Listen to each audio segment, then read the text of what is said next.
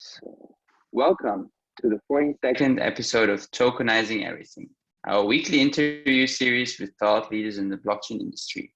Today's guest is Biyan Mienert, legal and blockchain and DAO expert. Before we begin, I have to mention that all opinions are solely personal and do not reflect the opinion of Amazing Blocks or any other involved party. So it's a pleasure to have you here today, Biyan. How are you? Thank you. I'm good. Happy to be here.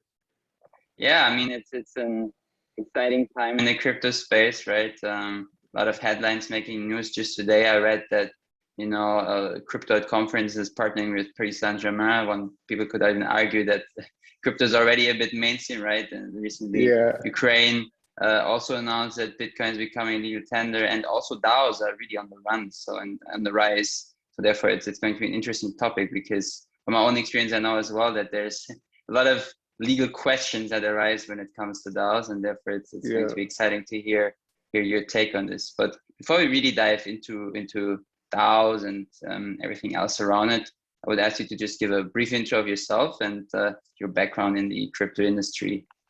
Yeah, thank you. So I got into crypto, like I think how the most got into it with Bitcoin around like 2015. I got tin of it, and I looked at it first more like from an investment perspective, and after that, like 2016, when the DAO started, I got the idea, of the DAO and how it looked like, and I found it really interesting and really disruptive. And when the DAO hack or the exploitation happened, it was solved within the Ethereum community, but for me, it aroused the question, like, how could it be tackled legally, because it was still during my law studies. Like, I'm a lawyer specialized in crypto and blockchain, and that was during the time where I was thinking, like, how, if they wouldn't have solved it within the ecosystem, how would a judge decide over the DAO? And that really aroused the idea in me to dive deeper into that topic. And that's after finishing studying law, I wrote my PhD about the legal qualification of DAOs and how a possible legal framework for DAOs could look and how it should look. That's where I try to impact a little bit in industry. And beside that, I advise startups regarding especially setting up DAOs and also like typical crypto topics, token sales, and setting platforms up. And I'm just happy to be part of this industry and have a little bit of an impact to that. So that's like my background to that. Yeah, it's I know lawyers are highly demanded in the industry, and I definitely know that it's quite a challenging topic, but also very exciting, right? And a lot of still like uncertainties that where you can really be a pioneer in this industry in regards to also the convergence between tech and law that is really being fostered, right? But before we really dive into the technical aspect, let's speak about your legal background a bit. What made you interested in law in the first place? Why did you choose this path? Well, that's a good question. Like, I always sometimes ask myself that during my studies, but it was mainly the idea because I thought it's like really something interesting to have some kind of impact, like, because I think law has a really big impact on industries and on the economy and also on the society itself. And as also I come in my family from a lawyer background, there was like this connection where I wanted to start studying law and made it. And then during the study, but I also took the really big interest that I always had in technology, and with like crypto and blockchain, I had like the best of both parts to like find the connection and dive really deep into like the legal sides from crypto. As you said, it's getting more and more demanded, and it's really interesting. So because it's such a new like terrain, and there are so many new questions, and I found more interesting than like the typical law things. For example, if I do like just normal like company law or stuff like that, there are lawyers who are doing it for 30 more years and stuff, and it's difficult like to have an impact that kind of in this space. But in new technologies, and especially in crypto, being also young and being a lawyer, people take you for granted.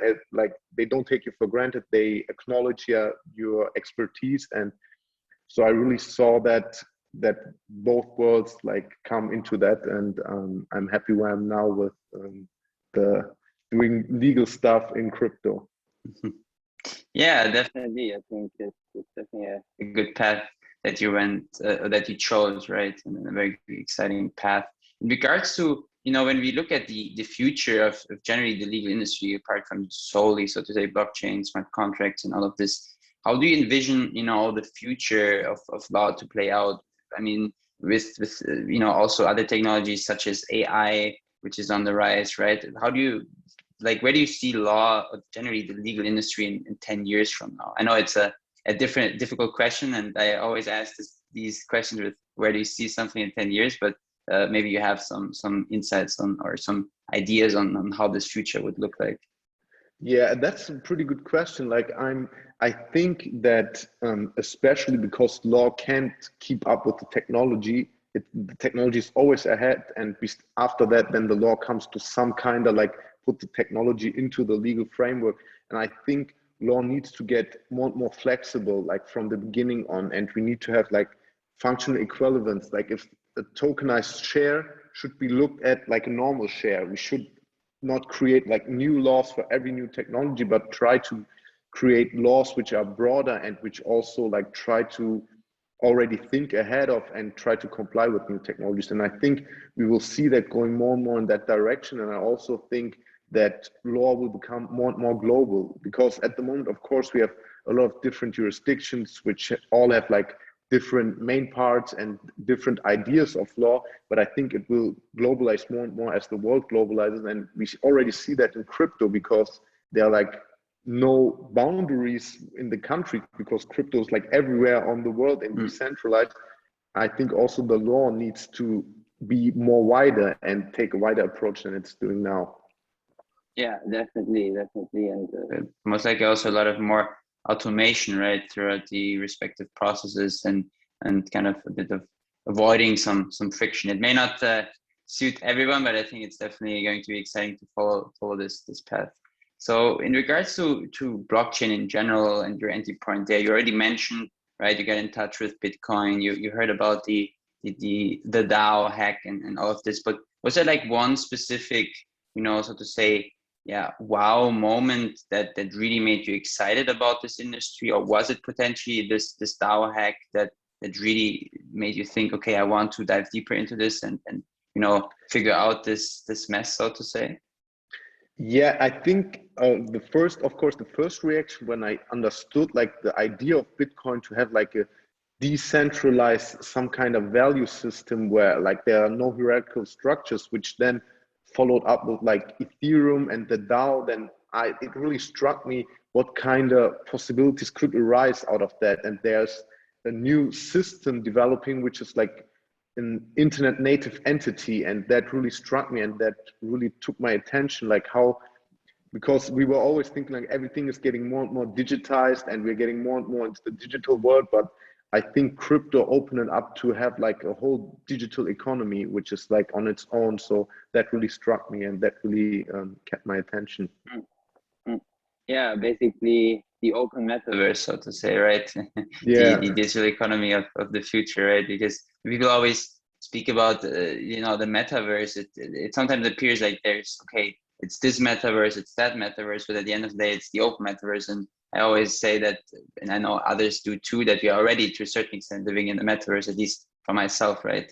As we do everything digitally, and we're 24/7 almost, in front of our computers and all of this. So it's really exciting. But now let's dive a bit into DAOs, right? I mean, DAOs have really been around since quite some time. People right now, throughout the recent crazes with DeFi, NFTs, say that the next big hype will most likely be DAOs. And on the one hand, I agree with them. On the other hand, I think that potentially the future of DAOs, or kind of the evolution of DAOs becoming mainstream, is already kind of gradually happening. So it's not necessarily just this big trend and this big DAO season. It's kind of a continuous process, I would say, throughout the times, right? With already quite large DAOs like MakerDAO or Compound and other major DeFi protocols, are also collector DAOs. So DAOs are really something that kind of envision, or that inherit the core values of this industry. And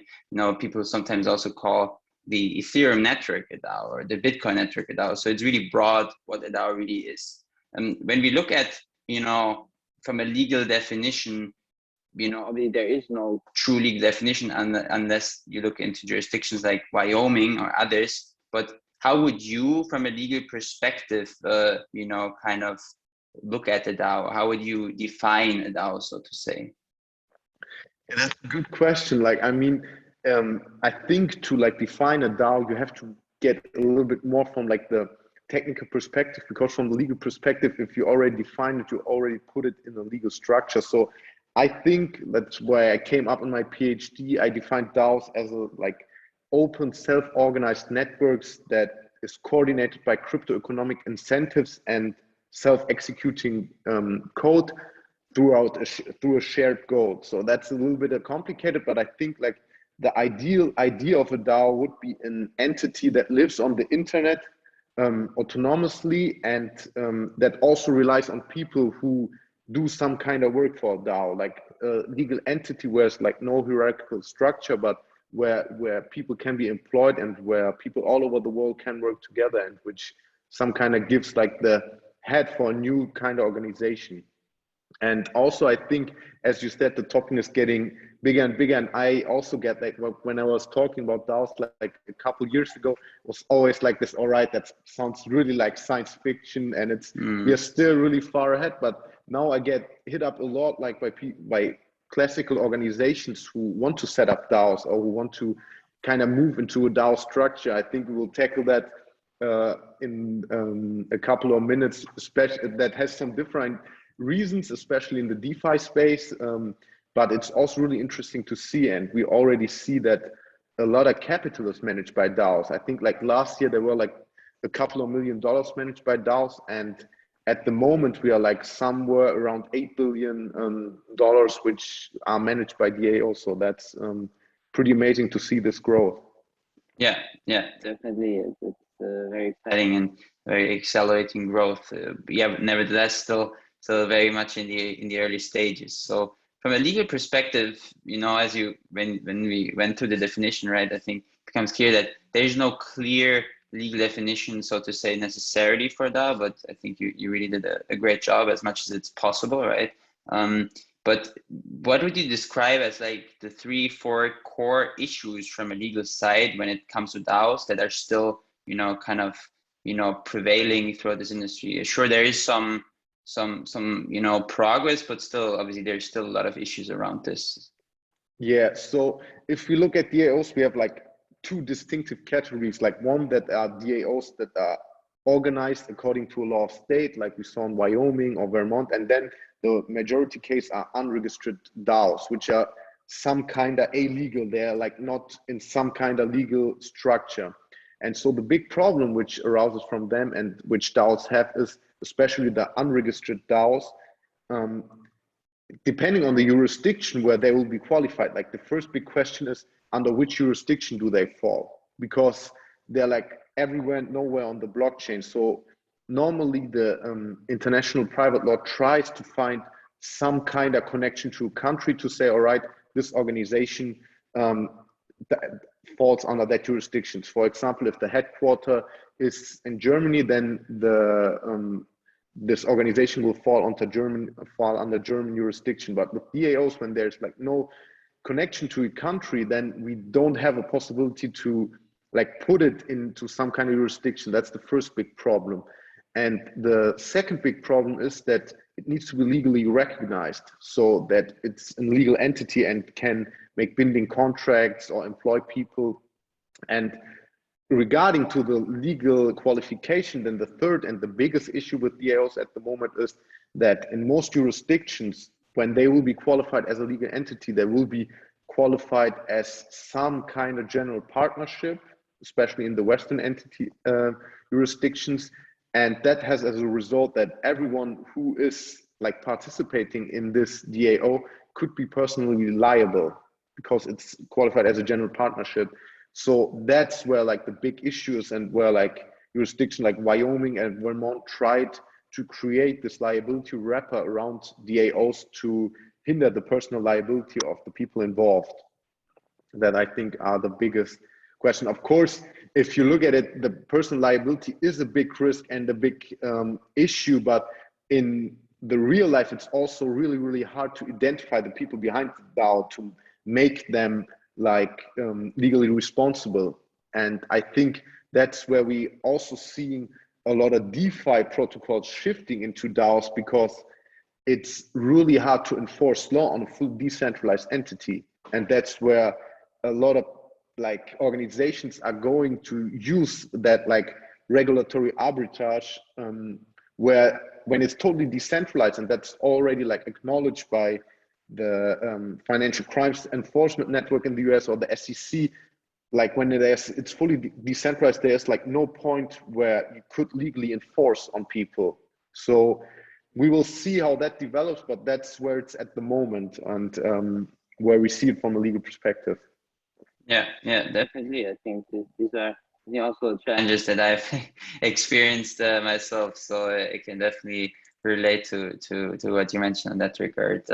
Speaking about the personal liability, right, which I think is most likely for at least people contributing and interacting with the DAO, the biggest issue, so to say, or the biggest question mark. I recently read something, and that's actually something that I've also been thinking about a bit. I think Eric Voorhees or someone else on crypto Twitter was talking about it, and he mentioned that, basically you may be able to just, apart from just saying, okay, the DAO is decentralized and there's no central entity that you can attack, that, if everyone that interacts with the DAO were just to interact with the DAO with his or her personal LLC, so to say, like, I mean, a lot of people have their personal holdings, right? So do you think that this may be a solution, or this is just, something that could be a temporary solution, but may cause too much friction in the long run? Yeah, I think it can be a temporary solution, like, and that's what people are trying to do. They always try to put like a limited liability company, like an LLC, or in Germany, like some kind of entity that like restricts or limits the liability before the DAO or when they interact with the DAO. But I think the solution would be to try to make the DAO not, or the participants of the DAO not legally or not liable, personally liable at the first place. And that's what we saw with the Wyoming DAO law that tried to tackle this, like the main issue, to try to give like entrepreneurs or people who want to create a DAO some kind of structure. And it's interesting to see where it will go, because it's like, also it arouses the question, what are we going to do with the tokens that come with the DAO? Like, it always like goes hand in hand, the question of the person liability and the legal structure, and also the legal qualification of the token when the DAO gives out the token. Yeah, definitely. So I must also agree. It could be here and there, right? Interesting, and definitely most likely, I mean, I'm not a lawyer or anything, but could be at least a bit better than just as a person, like just as a, human being, so to say, interacting with the DAO. But generally, it's obviously not everyone has even the chance to have like a personal holding, and especially when we look at the decentralized and the aspect of this industry and the accessibility, where it should also be accessible to people that usually do not have access to these, global ecosystems of value in that sense, right? That easily, I think it may be a bit difficult, right? So yeah, definitely something that needs to be looked at. But also what you mentioned, you mentioned the tokens, right? There's always this stigma, or most projects are generally releasing a token, right? When it comes to a DAO, and it definitely makes sense in certain cases, but in other cases, like for instance, the DAO, obviously, there's no need for that token necessarily. So in your opinion, do you think that DAO tokens in the future, and obviously no one should take you by the word, but do you think that DAO tokens in the future will be considered, at least here and there, securities, or what is your take on that? Yeah, so of course that's not like legal advice here, but I think when we look at especially like from US law, if we look at the DAO report from the SEC, they already stated that it goes into the like some kind of security. And also when they like commented on the Uniswap airdrop last year, they said it looks for them like a security. So especially I think when you have some kind of revenue connected to the token, when it will bring some kind of revenue to the holder, like if we look at the Howey test or at other structures that we have in European law, for example, European financial markets law, it really depends on the concrete structure of the token, but it also goes hand in hand. When it's looked at as a general partnership, then most likely the token will not be a security. But if you put an LLC in front and give the people like that hold the token some kind of cash flow out of the DAO because they're holding the token, then most likely it can be looked at as a security. And so it, from what I see, what the SEC published, and especially the DAO report from 2016, if you look closely at it, they hint that it looks like a security. And that's also the problem which the Wyoming DAO law didn't solve. They didn't give an opportunity to create a token which will not be a security. They didn't comment on that at all. So most likely for people setting up DAOs, and that's what I'm also doing my like day-to-day consultation, it's if you go to the US, you are like in a pretty high risk to be like identified as a security with the token. In the European financial markets law, it's harder because you need some kind of comparability to the securities that we already have. And it also depends like how are you promoting the token? How are you giving out the token? And especially what kind of rights are binded by the token, or do you have any claims regarding of the token? If it's just a governance token, which is just used for voting, then it will be difficult to put it into the category of a security. But if it's a token which has also a claim into it that people can claim some kind of revenue, then it will most likely be a security. So it really depends on the structure that you set up the DAO with. And also regarding the US, and like a couple of days ago, Coinbase posted on Twitter that they have like a lot of issues with the SEC, like where the SEC is going at the moment. It's really hard, like this legal uncertainty in the US, to launch some kind of project there where we see that people just launch it anonymously. So I think outside of the US, there are more like possibilities to structure that it won't be qualified as a security, but it always depends on each case. Yeah, definitely. And I think it's definitely a bit challenging for projects right now when you know, being in the US. I mean, as you mentioned, right, Coinbase had issues. I think Uniswap is also currently, you know, under the radar, as well as I believe Compound a bit as well. And DYDX, they had an airdrop, right, which was prohibited for US people, right, out of protection.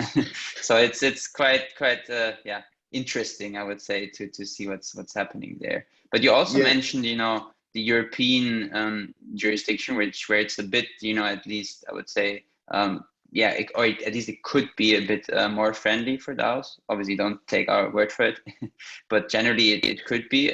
In the EU, there is also upcoming regulations when it comes to crypto, right, MiCA? Do you think this will also affect DAOs in general, or what is your opinion on this?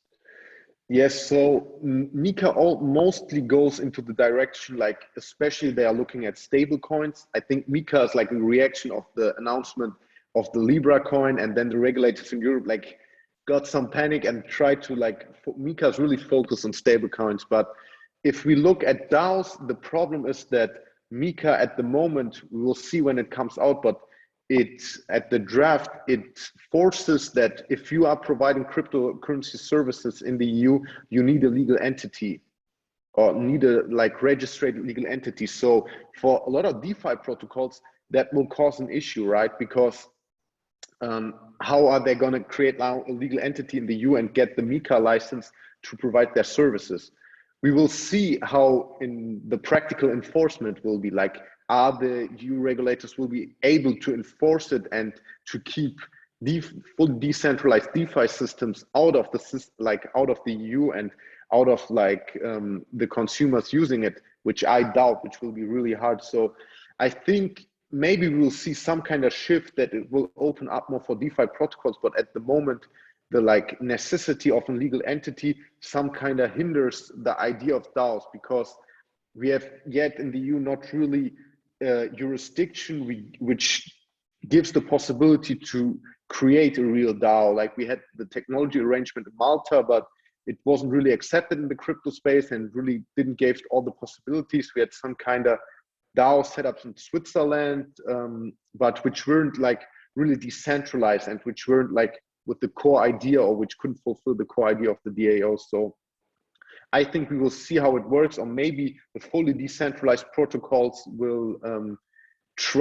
always be kept and no one will be able really to enforce them. And coming back what you said with Uniswap, I think a mistake or a point which is now bad for Uniswap is when they listed the stock tokens, which showed that it's not fully decentralized, right? Why could they?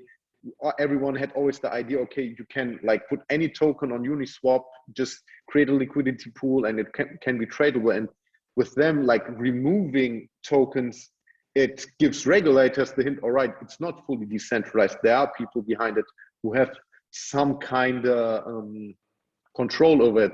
And that's where regulators will try to like glass a bit and enforce legal rules.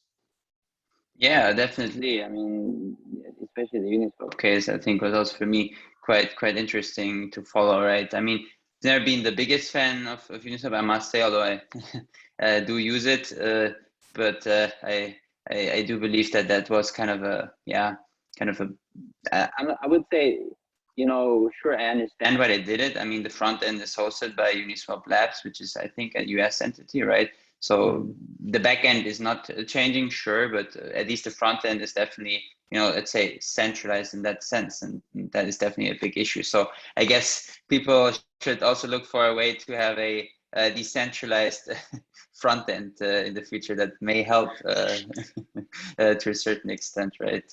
Yeah, we're seeing that like a lot of DeFi protocols are shifting to that, like setting up a DAO and fully like erasing their legal entity that they had before. So we are seeing the shift towards that.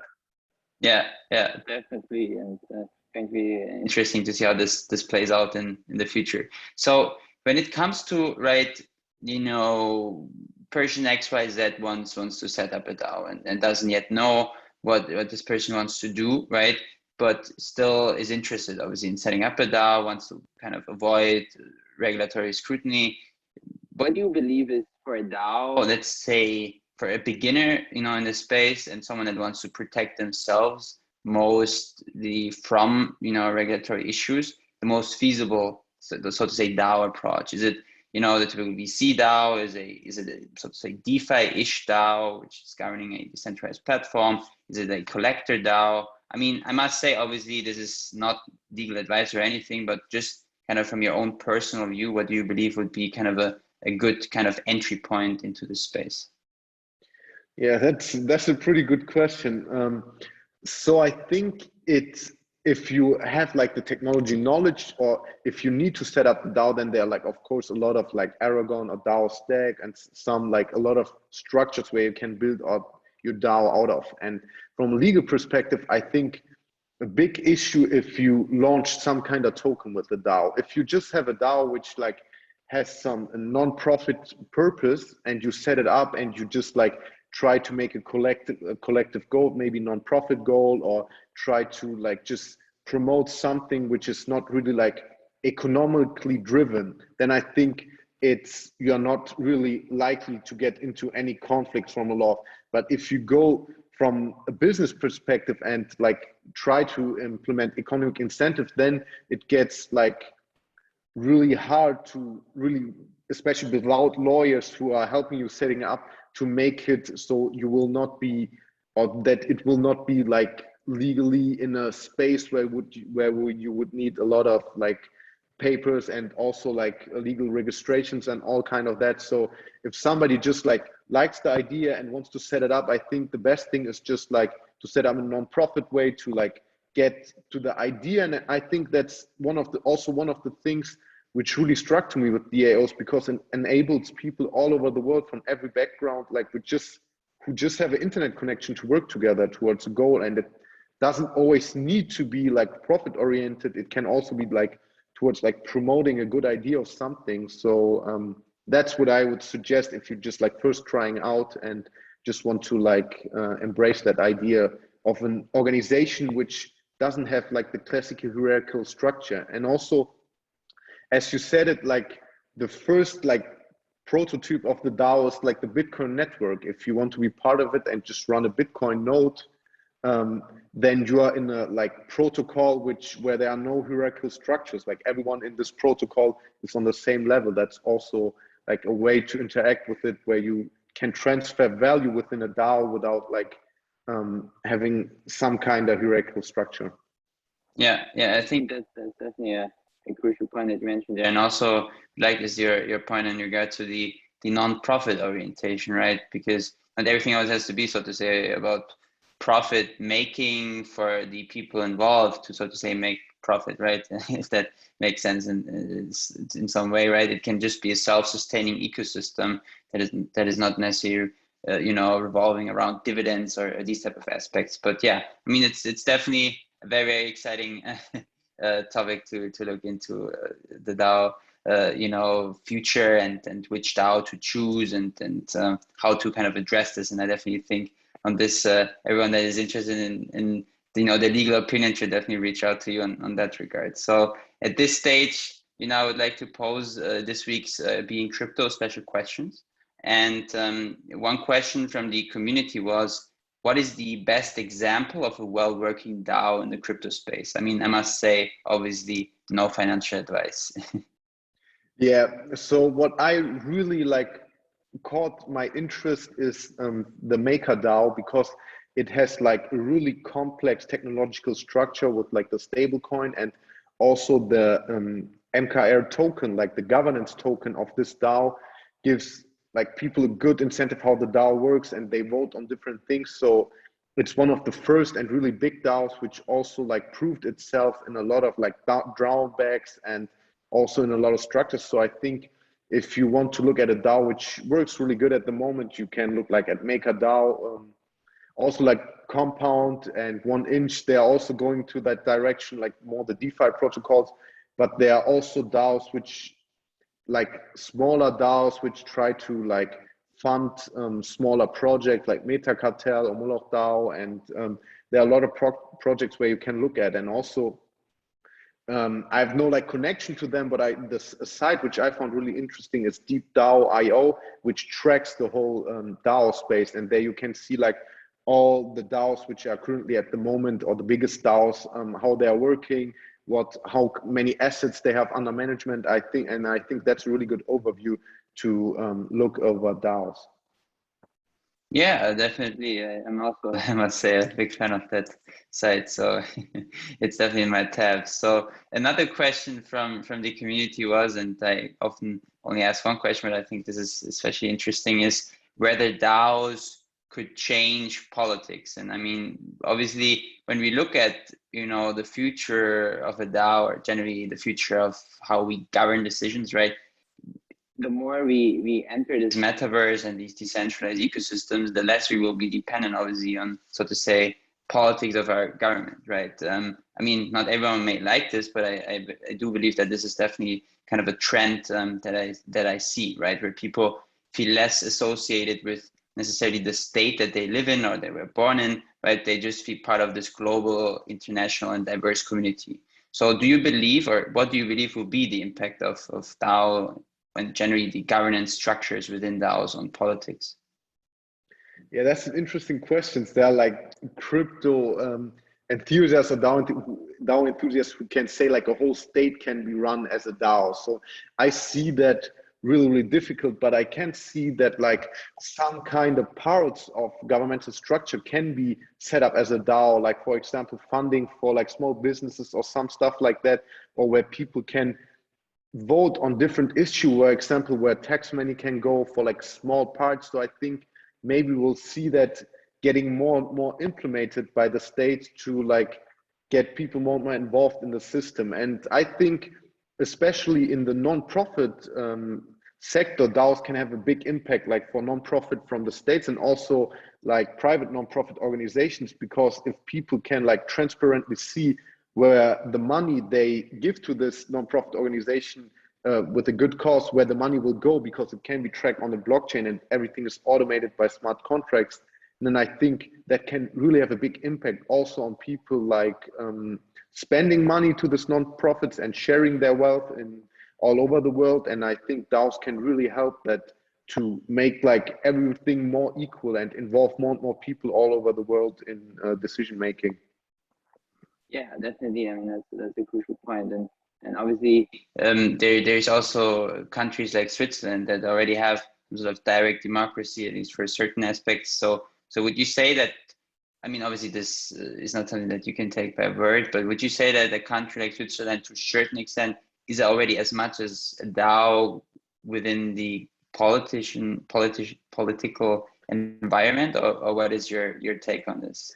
Yeah, that's a good question. Like, there's some, it really depends on your definition of a DAO, right? So there are already some people who say like different communities are already acting as a DAO, be it a country or communities within a country.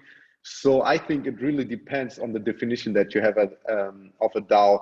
I always like see it more from the crypto native perspective and more in that space. But if you see it more as a like society or like a general governance idea, then you could see like in different economies or in different communities that they work like some kind of a DAO. Yeah, definitely. And I also think that, for instance, like, soccer clubs, right? They, to a certain extent, they also have that more decentralized structure and these type of aspects. So to a certain extent, right, people always think, okay, obviously a DAO is something new, right? I mean, let's not argue around this, but some of the organization or the decentralized organizational structures that are, embedded within a DAO are, I would believe, already here and there, to a certain extent at least, already existing, right? So it's definitely something that I believe also DAOs can, apart from, for instance, NFTs, which are a very, low-hanging fruit when it comes to fostering adoption. I think that when people, really understand the power of a DAO and how DAOs function, it could also be quite a coherent, approach. Obviously not necessarily the DeFi protocols, I would say, although obviously I'm a fan of them. But I think generally this decentralized governance is really something that could be interesting. So lastly, in regards to DAOs, as we've spoken about already, kind of token-based DAOs and non-token-based DAOs, in your, again, personal opinion, do you think it makes sense to look into, when it comes to a DAO, right? Obviously right now, mostly the voting power is around the contribution that you put into the DAO, only the monetary contribution though, right? Necessarily. Of course, you get rewarded for other contributions in regards to marketing or tech and whatever, and therefore you indirectly also have more voting power through this, but generally it's just, so to say, a monetary contribution. Do you believe that in the future, and I'm asking this because Vitalik has also written an article recently about it, do you believe that systems such as quadratic voting and other, non-solely token-based or, let's say money-based, so to say, voting mechanisms will become relevant? Or do you believe that something like this will, especially to larger investors, will not be attractive? So I think that's a really good point, and that's also one of the main critical points that people had with like the DAOs, which we have seen at the moment, that they like say they are like really decentralized, but also like heavily give voting power to the like most wealthy individuals who are involved in it. So, but we already see like different approaches. I think DAO Stack had like the holographic consensus that they call it, where the voting power was based on reputation rather than on like token or financial money put into the DAO. So I think we can see a shift, or we already see that, and we will see it more and more shift towards like, what do people contribute for the DAO? And as much as they contribute, their voting power and will be higher, and the influence on the DAO will be higher, which I also think makes perfectly sense, right? If somebody contributes a lot and does a lot for the DAO, then he can have a good voting power. Also, there are like fully democratic or decentralized DAOs where everyone has the same voting power, which obviously then makes it hard to always get a majority or to create a working system. So I think that's one of the biggest governance issues where a lot of smart people are working on to solve that. And we will see like different approaches, and they will need to be tested, and it will need to be seen how they work when they are like implemented in the DAOs, and if they like some kind of with like reputation or work that you put in, if or the time that you are already in the DAO, all these different kinds need to be tested, and then we will see which could be like the best approach to make it mostly fair for everyone involved. Yeah, definitely. I think it's most likely going to be right that there's going to be different, you know, systems or structures for the respective DAOs emerging, and potentially also in regards to depending on what is the purpose of the DAO, different voting mechanisms will be utilized. I believe, for instance, in the traditional, so to say, VC DAO, right, it'll most likely be a bit difficult to say, okay, look, we have a different model than solely the monetary one. But yeah, I mean, it's definitely going to be exciting to see how this plays out. And yeah, lastly, in my final question for you today is the question I always have for my guests, and kind of zooming out of DAOs for a bit. Where do you personally see blockchain in 10 years from now? It's a good question to ask. So I'm a big fan like of the idea of Amara's law, that you say we mostly overestimate technology in the short term and we underestimate it in the long term. Like when firstly like blockchain got into mainstream 2017, everyone was like security tokens, and blockchain will change every like economy that we have, from health, from everything. And it didn't have that much impact yet on all the economies. But I think in 10 years from now, we will see blockchain implemented in a lot of things that we use daily, and a lot of applications or systems or entities that we interact, they will all be blockchain based. And I think it will come to the point where the user doesn't even like see that there's a blockchain behind it. And so as we now, when we use an app or some kind of, we don't really like, most of us don't really understand the technology that is behind it, right? So I think we will see that in the future, and we overestimated what the blockchain could do in the last like 2017 to 2020, but like besides the cryptocurrency and monetary like value what arises, but in the future we will see like the whole economy is blockchain based. That's what I see, and we underestimate that, I think. Yeah, definitely. I also just realized that I think you're the first person on the show that I asked two "Where do you see something in 10 years?" questions. So I apologize for this, but I think you really handled it well. So thanks so much, Biyan, for this, you know, amazing interview. I think it was very insightful, and I would definitely say everyone that's interested in DAOs should you know, take a close look and listen to this show. So thanks so much for being here. Yeah, thank you so much for having me. It was a pleasure. Yeah, likewise. And to our listeners, as always, if you have any questions, I mentioned this before already as well, but if you have any questions in regards to DAOs, right, and generally when it comes to the legal aspects around tokens and crypto, you can always reach out to Biyan, right? He's a true expert in this space. And if you have generally questions in regards to tokenization, blockchain, you can of course also reach out to me. And yeah, then I see you guys next week. Thank you.